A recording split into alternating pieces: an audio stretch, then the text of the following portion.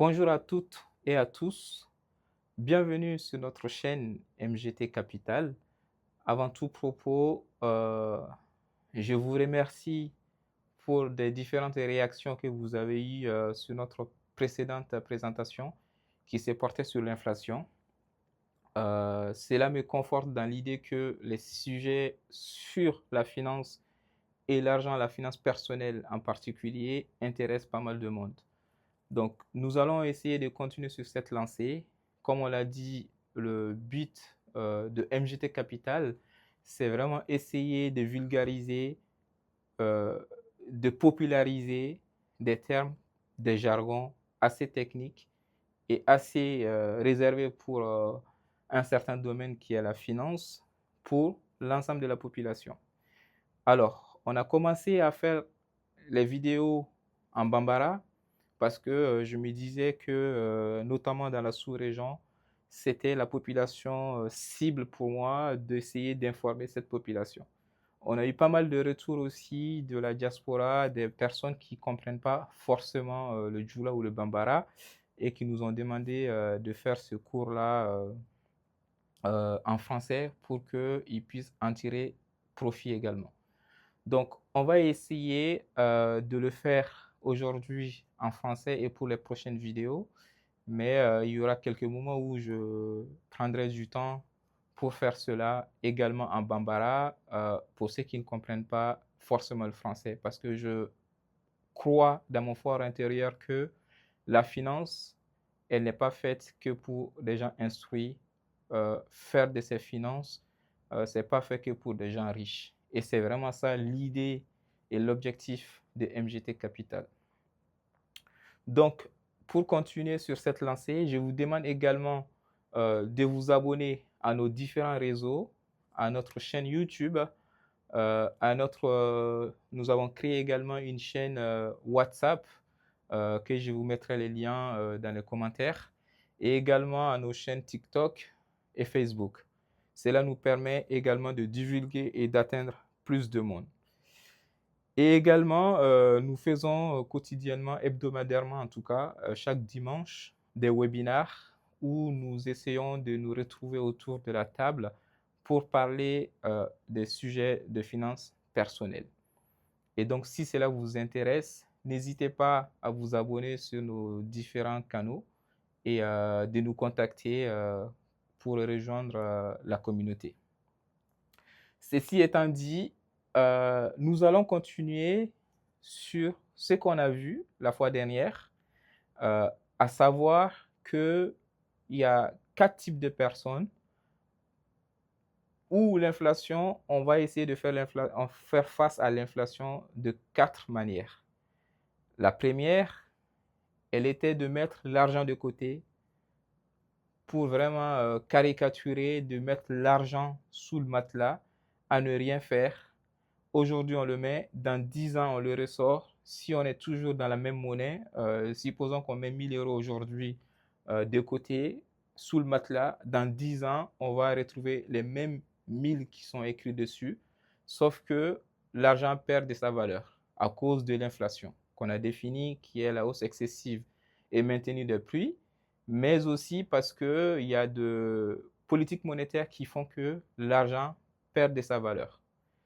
Et on a vu un deuxième cas qui était celui de déposer son argent à la banque, en tout cas dans des organes agréés, qui ajoutent un taux d'intérêt, mais souvent et très souvent inférieur à l'inflation. Et donc, malgré qu'il y a une rémunération, c'est déjà bien, de cet argent à un taux d'intérêt, mais qui est inférieur au taux d'inflation, cela diminue l'impact de l'inflation sur notre monnaie, mais ça n'atteint pas encore le taux d'inflation. Et on a vu un troisième cas, qui est le cas d'acheter de l'or. Et acheter de l'or, cela permet de préserver la valeur au fil du temps. Donc, nous achetons aujourd'hui 1000 euros de l'or, 1 kilo d'or aujourd'hui, c'est un exemple. Dans 10 ans, nous revendons cet or-là les mêmes kilos et nous récoltons, nous les revendons sur le marché, par exemple, à 1500. Donc, les 500 de plus, ce n'est pas du bénéfice, c'est vraiment que parce que l'argent a perdu de sa valeur et l'or arrive à conserver, qu'il y a un actif qui arrive à conserver justement le pouvoir d'achat. Et on a vu un quatrième cas, et qui est un cas intéressant, qui est quelqu'un qui cherche à faire mieux que l'inflation. Donc, qui dit faire mieux que l'inflation, dit prendre plus de risques que l'inflation. Que le cas commun, que de le déposer à la banque, être rémunéré à un taux fixe, on va aller chercher beaucoup plus. Donc, on va essayer de mettre quelque chose en place pour aller chercher au-delà de l'inflation et pour générer de revenus. Et nous allons essayer d'être dans ce quatrième cas.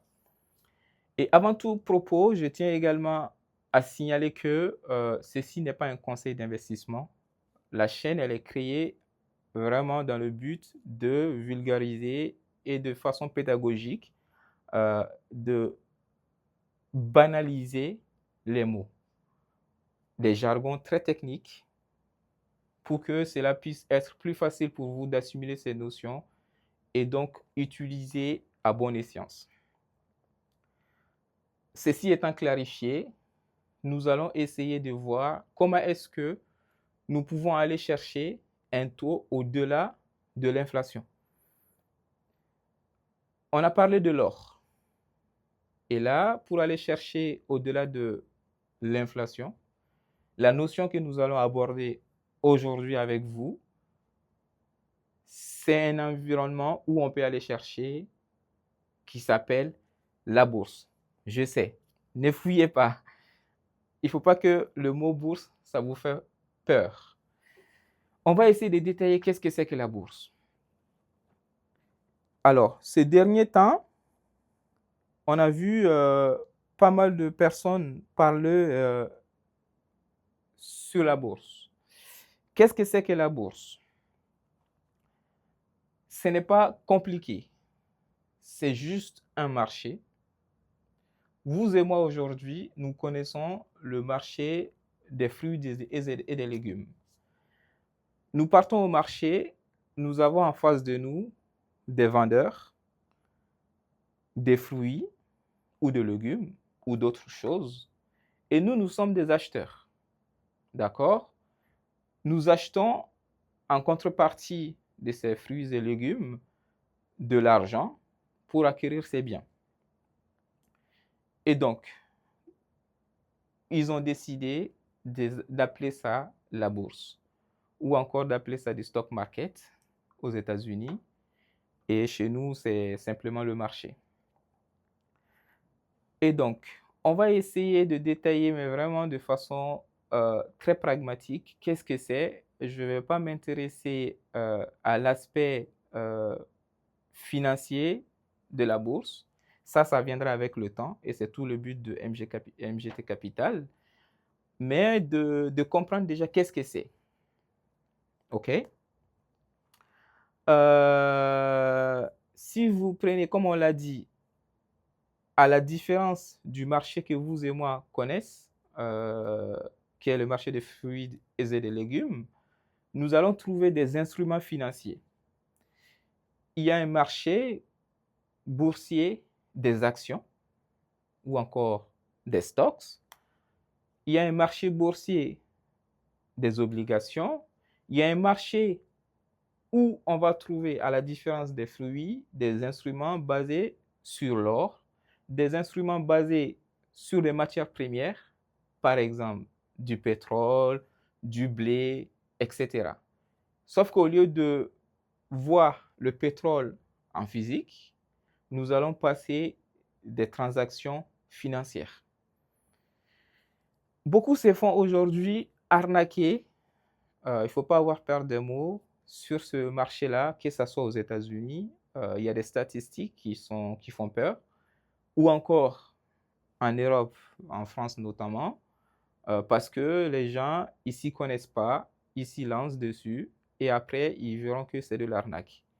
La bourse est vraiment un endroit très organisés. Donc, on a le marché organisé et le marché gré à gré.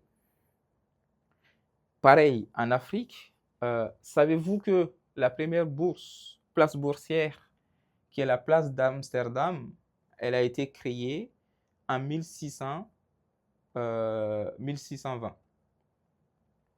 C'est vraiment pour vous dire que 1602. C'est vraiment pour vous dire que le marché boursier existe depuis fort, fort longtemps. À Paris, ici, la place boursière parisienne, elle a été fondée en 1724. C'est une petite histoire, un petit cours d'histoire aussi sur la bourse, sur le marché financier. Et à New York, on a eu le premier marché new-yorkais qui date de 1792. Et on a la BRVM, nous, du côté de l'UEMOA, la partie Afrique de l'Ouest, qui est la seule bourse où il y a 8 places, il y a 8 États qui partagent une place boursière, que nous appelons aujourd'hui la BRVM, qui est la Bourse régionale des valeurs mobilières, donc qui a été fondée en 1996. Donc ça ne date pas d'aujourd'hui. Et le marché financier, le marché boursier, c'est un marché très régulé. En France, par exemple, on a l'AMF, l'autorité des marchés financiers, qui consiste à réguler le marché. Côté de lui et moi, sur la BRVM, nous avons la même chose, c'est juste qu'elle s'appelle l'AMF UEMOA, qui s'intéresse à réguler le marché. Donc, ces derniers temps, je pense que vous avez assez entendu parler de la BRVM pour ceux qui sont en tout cas en Afrique, ou encore vous avez entendu parler du S&P 500, qui est les 500 valeurs les plus, en termes de capitalisation, les plus rentables, les plus capitalisées, plus grosses du marché américain, où vous avez du Nasdaq 100, qui est les 100 entreprises de boîtes de tech telles que Meta, Microsoft, Nvidia, etc., qui sont cotées sur ce marché. De la même façon, vous avez le CAC 40, qui est la cotation continue, automatisée et continue, c'est le jargon, qui représente les 40 valeurs les plus performantes, les plus grosses de la France. Donc, ce sont des indices qui donnent une vue globale sur une économie d'une zone géographique. On a vu. Nous, on va s'intéresser notamment au marché des actions et des obligations. Et pourquoi on va faire cela? Parce que c'est ce qui est à notre niveau plus accessible. Et je m'intéresse à ça parce que le Mali fait partie de l'UEMOA et qui partage la place boursière de la BRVM avec 7 autres pays. Donc, avec le Mali, ça fait 8, la place BRVM. Et actuellement, aujourd'hui, nous avons 47 entreprises qui sont cotées dessus. Et nous avons une seule entreprise au niveau du Mali, qui est la BOA, la Bank of Africa, Mali, qui est cotée sur la BRVM. Comme on l'a dit, il y a des gens qui régulent, c'est un secteur très, très réglementé. Donc, quand vous vous faites souvent arnaquer, c'est parce que vous n'avez forcément pas l'information et la BRVM, le site de la BRVM publie, l'AMF, côté AMF, publie les organes qui sont éligibles pour qu'ils soient l'intermédiaire entre vous. On a la BRVM, on a des actions qui sont dedans, des obligations également. Nous sommes là, des particuliers.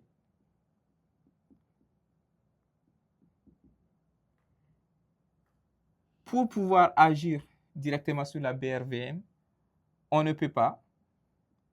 La BRVM a donné droit à des SGI ou encore des SGO. On va essayer de vous définir tout ça. Qu'est-ce que c'est? Des SGI, ce sont des sociétés de gestion et d'intermédiation ou encore des sociétés de gestion d'OPCVM. Donc, seuls eux sont éligibles d'agir directement sur le marché boursier.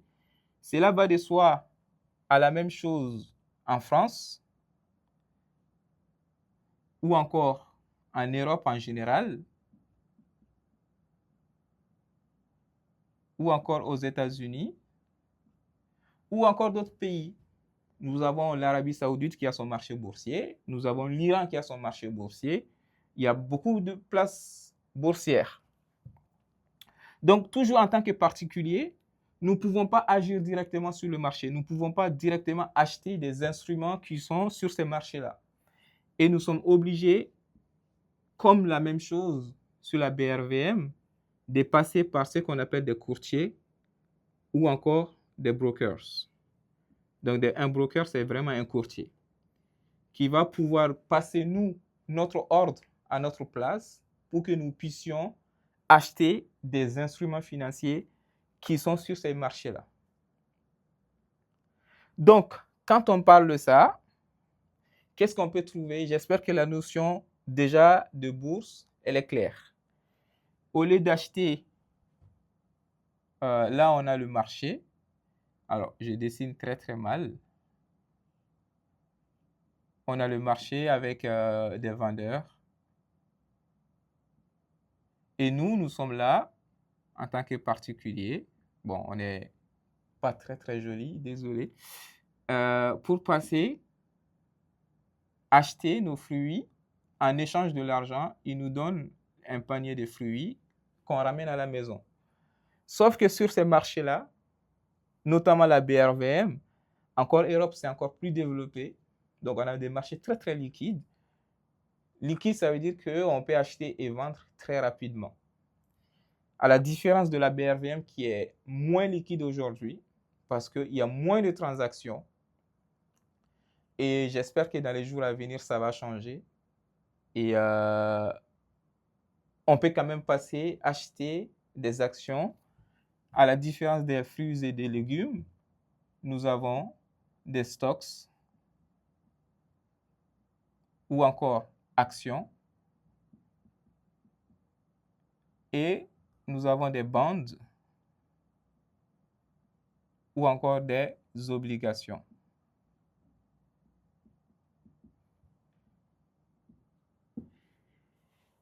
Généralement, les actions, pas généralement, sont émises par des entreprises en termes de titres de propriété.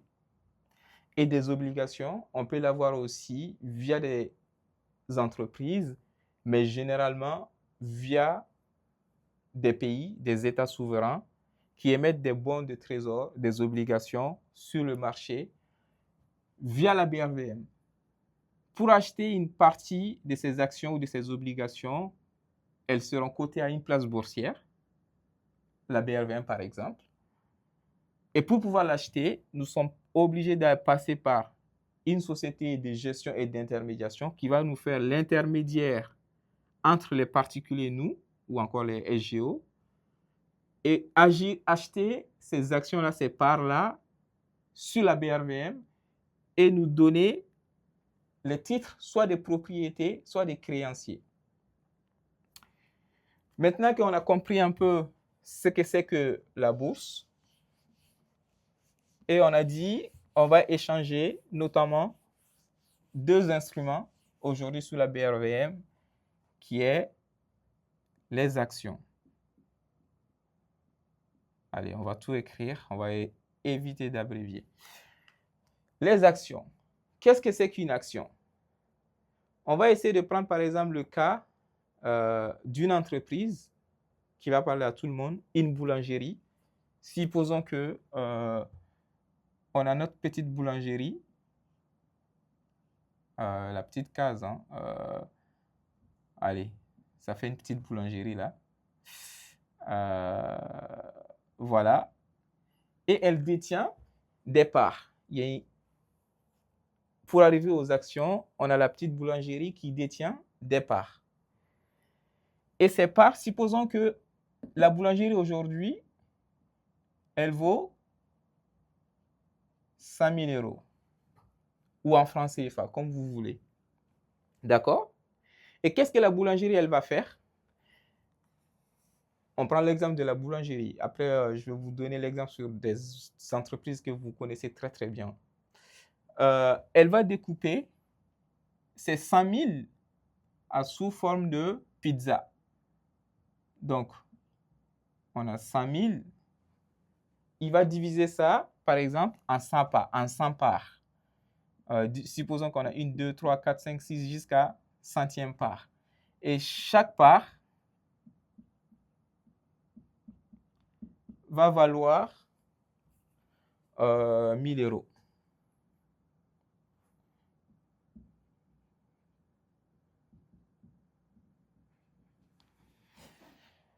Et donc, elle découpe son entreprise en plusieurs morceaux. Et elle va décider, encore une fois, on a parlé de la bourse, ce que j'ai oublié d'ajouter. La bourse est aussi un endroit où ceux qui ont besoin de financement, donc les entreprises, les États, vont à la place boursière pour chercher ceux qui ont un excès de financement. Vous et moi, des particuliers, des institutionnels, des grosses entreprises, des fonds d'investissement, pour qu'ils puissent se financer auprès de ces gens-là. Au lieu d'aller à la banque demander un prêt, ils vont aller sur un marché financier, notamment la bourse, là, une place boursière. Il y a d'autres places, il y a beaucoup de marchés boursiers. Mais on va s'intéresser vraiment aux cas d'action et aux obligations. J'espère que déjà, ça ne sera pas très, très compliqué pour vous. Pour chercher des financements. Donc, l'entreprise est répartie. Elle a une capitale de 100 000 euros. Elle le répartit en 100 parts, dont chaque part vaut 1000 euros. Et elle va décider, par exemple, de mettre 20%. Donc, 20% des 100, elle va décider, par exemple, de mettre 20 parts en cotation, en bourse. Ce qui va lui rester 80 parts. Lui reste, et les 20 parts viennent à la BRVM. Ces 20 parts vont s'échanger en bourse via un instrument qu'on appelle action. Donc, l'action, nous, on va passer par des SGI agréés par l'AMF-UEMOA pour pouvoir acheter une part ou à moitié part. Aujourd'hui, cela n'est pas possible d'acheter des moitiés des parts fractionnées sur la BRVM, mais d'acheter une part et une part qui vaut 1000 euros via notre SGI. Il passe l'ordre ou elle passe l'ordre. Nous, on donne l'ordre à la SGI. Et ça, c'est un service. Et il y a des brokers, des SGI, ils te facturent en fonction des transactions. Pour passer la transaction d'aller acheter une part de cette boulangerie qui vaut 1000 euros, il faut qu'on passe par la SGI. On passe l'ordre à une société d'intermédiation de passer l'ordre au sein de la BRVM d'acheter une part qui vaut 1000 euros. On lui donne l'ordre, elle passe l'ordre, elle prend ses commissions, ses frais, et elle nous donne les titres de propriété. On devient copropriétaire.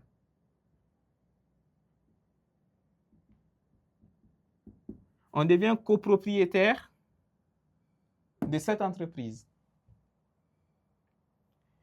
Cela nous donne droit de vote au sein du conseil d'administration, de dire que telle décision, elle est bonne, elle n'est pas bonne, on la vote pour ou contre. En détenant ces titres-là, on devient copropriétaire. Une fois qu'on est copropriétaire, l'entreprise reçoit de l'argent pour développer ses activités. En développant ses activités, cela veut dire quoi? Cela veut dire que l'entreprise, soit elle va grossir, soit elle va réaliser plus de bénéfices, elle va faire plus d'activités et elle va réaliser des bénéfices ou pas. Au cas où elle réalise des bénéfices, elle peut décider en conseil d'administration de verser ce qu'on appelle des dividendes. Les dividendes ne sont autres que des bénéfices que l'entreprise va réaliser. Elle les réalise parce qu'elle avait déjà des activités. Et pendant ces activités-là, elle a emprunté de l'argent. Au lieu d'aller voir à la banque, elle emprunte avec nous, particuliers ou institutionnels. On va vraiment essayer de se placer de façon particulière sur la chaîne pour que vous puissiez comprendre un peu.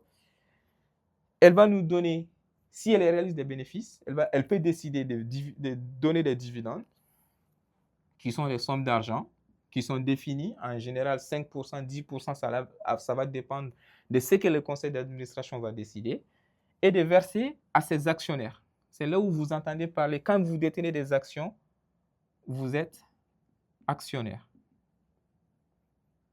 OK? En détenant l'action que vous avez achetée via la SGI, qui a agi sur la BRVM, qui est le gros marché qui est à la place boursière. Ou, avec ces bénéfices, l'entreprise peut décider de ne pas verser les dividendes. Dans ce cas-là, elle va réinvestir ces dividendes. Elle vaut aujourd'hui 100 000 euros, donc 200 parts, 100 parts, et chaque part vaut 1 000 euros. Soit elle les réalise après l'exercice, chaque trimestre, elle est obligée de publier ses bilans. Et en publiant ses bilans, nous, en tant qu'investisseurs, nous allons décider si on continue de rester dans le projet, si le projet se poursuit tel que les objectifs qu'on s'est fixés ou pas. Et si c'est le cas et que ça grossit, elle va toujours posséder les 100 parts où chaque part vaut 1000, sauf que la pizza, elle devient plus grosse. Elle contient toujours 100 parts, mais supposons que l'entreprise, elle a grossi, elle a fait des bels exercices, elle vaut maintenant 200 000. Il ne faut pas oublier, chaque part, c'était donc 1000 euros. Donc, on a toujours 100 parts, sauf que les 100 parts, ça devient 2000 euros que nous allons multiplier par le nombre de parts pour avoir les 200 000. Et on peut décider, nous, on détient une part. On peut décider dans ce cas, soit on a des dividendes, avoir des dividendes et que la part grossisse, c'est là, les deux sont possibles. Ou ne pas avoir de dividendes et que l'entreprise grossisse, cela est possible. Et on va voir un troisième cas, avoir des dividendes et que l'entreprise face à des situations de récession, cela aussi est également possible parce que nous prenons des risques d'investir dans une entreprise. C'est pour cela qu'avant d'investir, il faudra bien étudier la boîte. Et c'est pour cela que MGT Capital va vous aider, en tout cas, dans vos sélections, dans vos idées d'investissement, en vous identifiant vos risques, vos aversions, selon vos aversions, et vous former pour que vous puissiez vous-même comprendre le bilan d'une entreprise et en conséquence choisir d'aller investir sur une entreprise ou pas. Et donc, elle a grossi, elle vaut 2000, chaque part devient, elle vaut 200 000, chaque part devient 2000. On a acheté une part à 1000 euros. Maintenant, notre part que nous détenons, l'action qui valait 1000 euros, vaut maintenant 2000 euros. Et nous pouvons décider de dire qu'on a fait de la plus-value. On peut revendre notre part. Nous avons une part. On peut décider de la vendre. Si nous la vendons sur le marché, nous la vendons à 2000, sans oublier qu'on l'a acheté à 1000, ce qui nous fait 1000 euros de plus-value. C'est le bénéfice que nous réalisons. Modulo si on a reçu des dividendes ou pas. De la même façon, on prend un risque d'acheter la part de l'entreprise. Si cette entreprise, si la pizza, elle ne grossit pas, mais plutôt, elle se rétrécit, et qu'aujourd'hui, au lieu de 200 000, que ça passe de 100 000 à 200 000, on peut passer à 10 000. Et 10 000, on a toujours 100 parts. Et donc, les parts vont se retrouver à quoi? Ça va se retrouver à un truc de 100 fois 100. Donc, chaque part va valoir 100 euros. Et donc, nous avons acheté. Et elle peut aussi décider de ne pas verser des dividendes parce qu'elle fait face à des difficultés. Déjà, les dividendes, ça vient si seulement s'il y a des bénéfices et qu'en conseil d'administration, on décide de verser des dividendes. Et elle a vu qu'on fait face à des problèmes. Elle décide de ne pas verser des dividendes. Nous n'avons rien reçu en dividendes. En contrepartie, aujourd'hui, l'action, ça vaut 100. Nous l'avons acheté à 900, à 1000, ce qui nous fait aujourd'hui moins 900, ce qui nous fait une perte colossale. 900.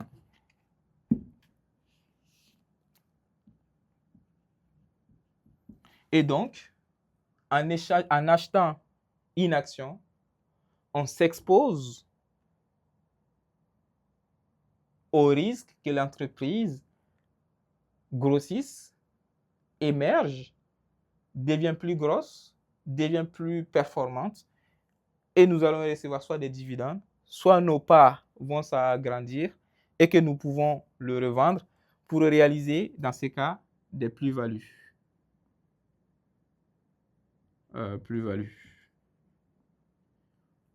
Ou sinon, on s'expose à ce que l'entreprise rétrécit et donc à ne pas recevoir des dividendes et nous allons faire des moins-values.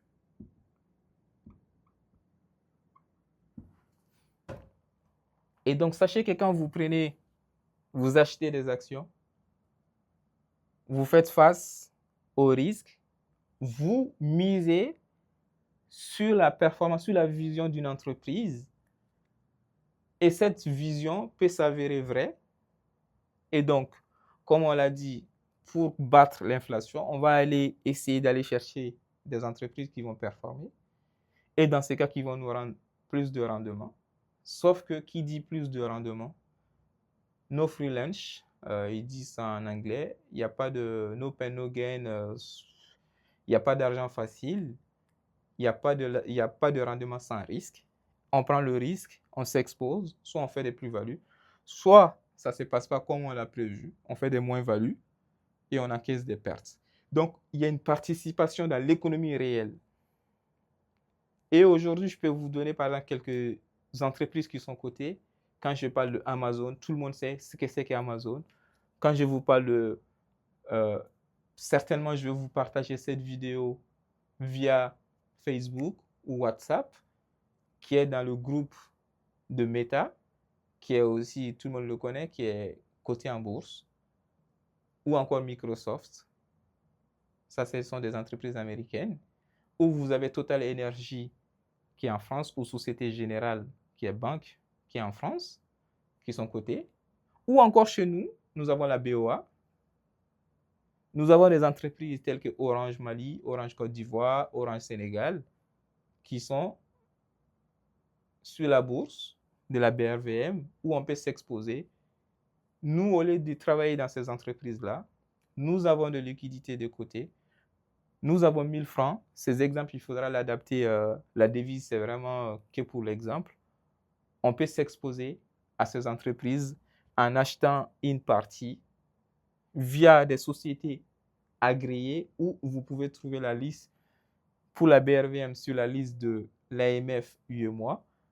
Sur l'AMF France, Europe, vous avez la liste des brokers qui sont éligibles pour passer des ordres pour vous. Donc, si vous ne mettez pas, comme je l'ai dit, c'est un secteur très réglementé. Si vous allez acheter via une personne individuelle et qu'après il y a de l'arnaque et que cette personne ne vous rembourse pas, c'est parce que vous n'avez pas pris l'information de vous renseigner sur des entreprises qui ont l'éligibilité de passer l'ordre pour vous. Encore une fois, c'est là où MGT Capital essaie de vulgariser ces informations pour vous guider, vous aider à sélectionner, à identifier ces acteurs-là qui peuvent agir pour vous. Et on a des accompagnements, comme on l'a dit, on fait des webinaires chaque dimanche où on vous parle de ça. Et également, si vous voulez un accompagnement, on a des services pour ça. Ça, c'est une action. J'espère que c'était assez clair. Encore une fois, comme vous l'avez fait avec l'inflation, n'hésitez pas à nous faire part de vos questions s'il y a des parties qui ne sont pas claires. Ça fait beaucoup de notions, je sais. Mais j'espère que c'est plus clair, plus visible maintenant pour vous. Et toujours, on a la BRVM, qui est ce gros marché au niveau de l'Afrique de l'Ouest, sur la partie UEMOA. Et nous avons des États. Nous avons le Mali, Côte d'Ivoire, Sénégal, Bénin, Burkina Faso, Guinée-Bissau, 1, 2, 3, 4, 5, 6. On a Togo, 7. Qui est-ce qu'on a oublié?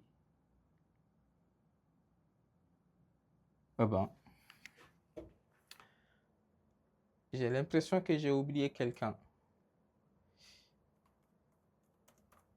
Qui est-ce que j'ai oublié? Que ce pays me pardonne. On a mis Guinée-Bissau. On a oublié le Niger, notre frère de l'AES. Donc, nous avons ces 3 pays-là, ces 8 pays. On a 1, 2, 3, 4, 5, 6, 7, 8, qui sont des États, à la différence de mettre des actions où on a l'incertitude, on est récompensé que quand il y a une progression de l'entreprise, on a de la plus-value parce que l'entreprise grossit et qu'on peut vendre nos parts, ou on reçoit aussi des dividendes. On peut recevoir aussi des dividendes et avoir de la plus-value et le vendre. Ou nous ne recevons pas de dividendes, mais l'entreprise grossit. Ou nous ne recevons pas de dividendes, mais aussi l'entreprise fait face à des récessions. Nous perdons de l'argent. À la différence de ça, il y a des États qui émettent ce qu'on appelle des bonds ou encore des obligations.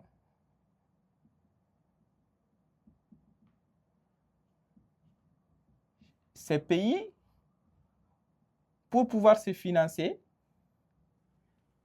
vu que nous, on a une banque centrale qui est au niveau de la BCE, il y a plusieurs manières de financer des hôpitaux, des ponts, des écoles. Comment on le fait? Via les recettes, via les taxes, via l'impôt, via les douanes. Mais aussi, on lève des fonds sur un marché financier. On va prendre l'exemple du Mali qui va vouloir construire, je ne sais pas, des routes de Koulikoro par exemple.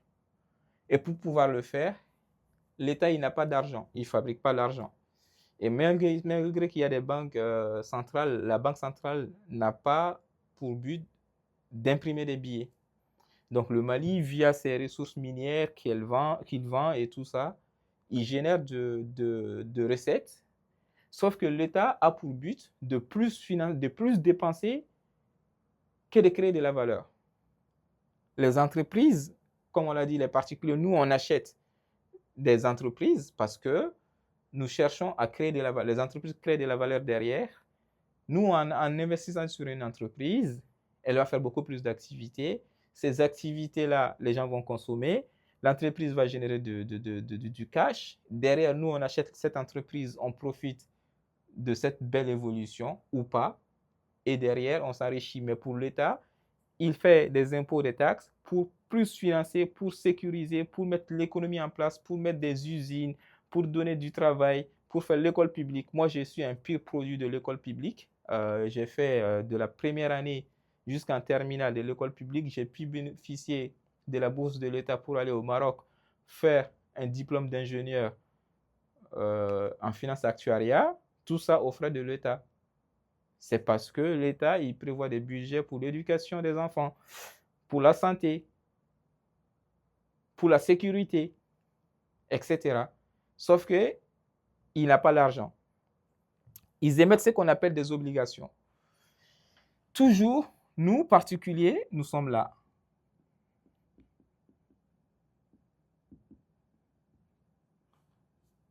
Et via les SGI, il y a SGO aussi, mais on va simplifier, on va se dire qu'on va passer par ça. Au Mali, il y a 3 SGI. Il y a SGI Mali,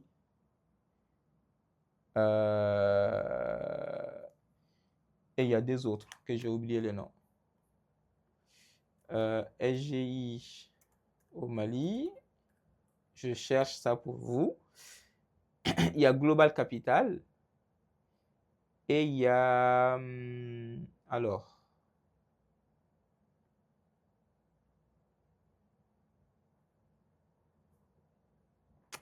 et il y a Kofi, si je ne m'abuse pas.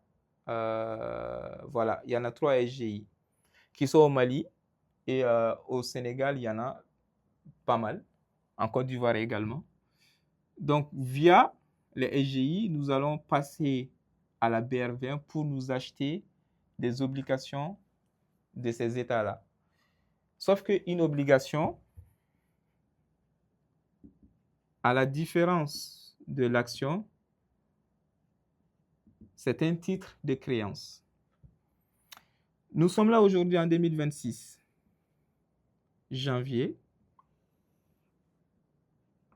jusqu'au 31/12/2036, dans 10 ans. Il y a l'État du Mali qui décide d'émettre des obligations. Sauf qu'en contrepartie des entreprises qui vont potentiellement nous donner des dividendes ou pas, et que l'entreprise peut grossir et qu'on vend nos parts ou pas, et que rien n'est garanti, l'État derrière, lui, il décide d'émettre des obligations. L'État du Mali, par exemple, peut décider de lever 100 milliards. Et sur ces 100 milliards de francs CFA, il fait un taux de 7% par exemple. Les 7%, c'est beaucoup parce que plus l'État est fragile, l'État est susceptible de ne pas payer, de ne pas honorer à ses engagements. Il paye cher les taux d'intérêt. Une entreprise qui est beaucoup plus solide va payer moins de taux d'intérêt parce qu'elle s'est dit être capable de pouvoir nous rembourser à terme. Mais un État, en général, il ne fait pas faillite. Mais il va décider, par exemple, de nous payer 7%. Combien ça se passe annuellement? Donc, on est en 2036, en 2027, en 2028, etc. jusqu'en 2035. Je vais ajouter des 1000. Nous allons recevoir des coupons de 7%. Et à la fin, nous recevrons 7% plus le capital que nous avons engagé pour payer l'obligation. Supposons que nous avons donné 100 francs à l'État du Mali. Ici, il va nous donner 7 francs. Pareil, 7 francs. Pareil, 7 francs. Et là, il va nous donner 7 francs plus 100 francs. C'est qu'on lui a donné. Et là, les 7% sont garantis. Garantis parce que l'État, il émet des obligations. Il nous propose de donner 7%. Ces 7%, il lève 100 milliards. Ces 100 milliards aujourd'hui, c'est différé dans le temps. Nous allons recevoir chaque année 7 francs. Si tu achètes 100, c'est à la hauteur, c'est proportionné à ton capital. On a pris l'exemple de 100 pour simplifier les calculs. Donc, il te donne 7, 7, 7, 7. Et à la 10e année, il te donne 7 plus ton 100 francs que tu lui as donné. Donc, il échelonne un peu l'argent sur le temps. Et pendant ce temps-là, il construit des ponts, des routes, des écoles, des hôpitaux, etc., etc., des usines, etc., etc. Parce qu'il reçoit aujourd'hui les 100 milliards. Il a un programme très défini, une politique monétaire. Il y a le ministre des Finances et des Économies qui lève cet argent-là. Nous achetons. Il finance ça, ça, ça, ça. Derrière, en construisant des ponts, les gens pourront circuler armés. En achetant des armes, il y aura plus de sécurité. En construisant des usines, il y aura plus de gens qui vont travailler. En investissant dans l'énergie, on aura plus d'électricité. En mettant des routes, la circulation va être beaucoup plus fluide. En construisant des écoles, vous et moi, nous allons nous instruire. Parce que la base d'un État, c'est de mettre l'éducation au service de tout le monde. Si nous voyons aujourd'hui certains États qui font face à certaines grandes puissances, c'est parce qu'ils ont cette capacité très éducative de la population. En mettant des hôpitaux quand nous tombons malades pour que nous puissions nous soigner et continuer à travailler et générer de revenus et consommer, donc que l'économie prospère encore, en mettant des usines, etc., etc. en place. Et donc tout ça, il les finance aujourd'hui avec l'argent qu'il a pu lever. Et pendant ce temps, il échelonne. Donc avec les 7 francs qu'il va donner à proportion de chacun, pendant ce temps, quand il met ça en place, il y a l'économie qui devient plus florissante. Nous travaillons, nous allons payer des impôts. Ces impôts seront générés justement pour pouvoir nous garantir de continuer à payer ça jusqu'à l'échéance. Et donc, un marché boursier permet de faire cela, de financer nos propres économies. Je prends le cas du Mali. En mettant ces choses-là en place, nous n'aurons pas besoin d'aller se soumettre auprès de, je ne dis pas que c'est ce qu'on fait, mais d'aller demander de l'argent au niveau de Banque mondiale, au niveau de FMI, au niveau de demander de quoi que ce soit, la diaspora, les gens de l'intérieur. Aujourd'hui, ces produits-là existent, mais beaucoup ne le savent pas. Encore une fois, là, je suis dans la divulgation, dans la vulgarisation de ces choses-là pour que nous puissions agir. Et aujourd'hui, nous pouvons détenir nous-mêmes les dettes de l'État du Mali. Cela va permettre à l'État de fonctionner. Nous, on va arrêter de se plaindre sur certaines choses qui ne se font pas parce qu'il faut que nous aussi, nous agissons sur ça, qu'on agisse sur nos propres dettes parce qu'il n'y a pas plus de souveraineté que ton peuple qui détient, qui participe au sein de l'État et qu'il y a des contrôles derrière que ces fonds-là ne soient pas, entre guillemets, volatilisés et que ça part exactement en financement de ces choses-là, de ces choses, pour pouvoir nous garantir quelque chose sur le long terme. Donc, la bourse permet de faire également le financement des dettes de nos pays.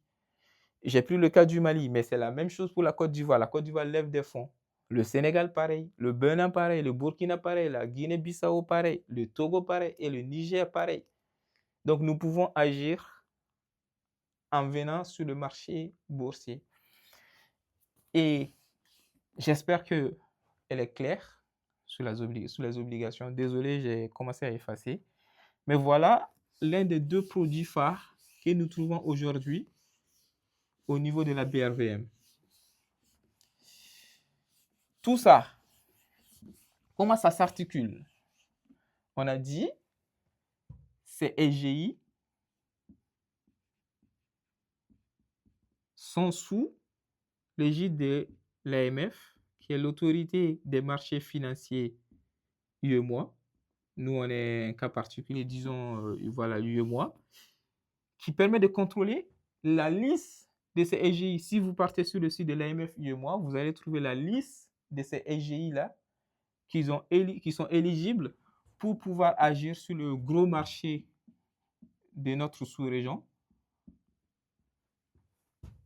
via lesquels nous, particuliers, entreprises, institutions, fonds d'investissement, disons les acteurs, pourront agir, acheter des actions, des obligations via des SGI ou des SGO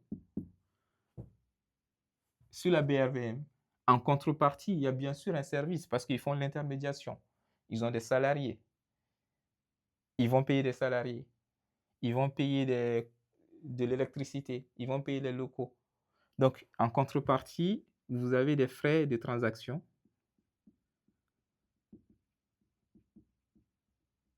Parce qu'ils font l'intermédiation. Et pourquoi, quand il y a les dividendes ou encore les coupons qui vont être payés, la BRVM va payer à ces SGI les coupons qu'on a appelés les intérêts qui sont des obligations ou des dividendes pour que eux, ils nous retournent via les SGI et les SGI envoient à chaque détenteur. De la même façon, quand il y a le nominal qui est remboursé, c'est lui qui fait ça.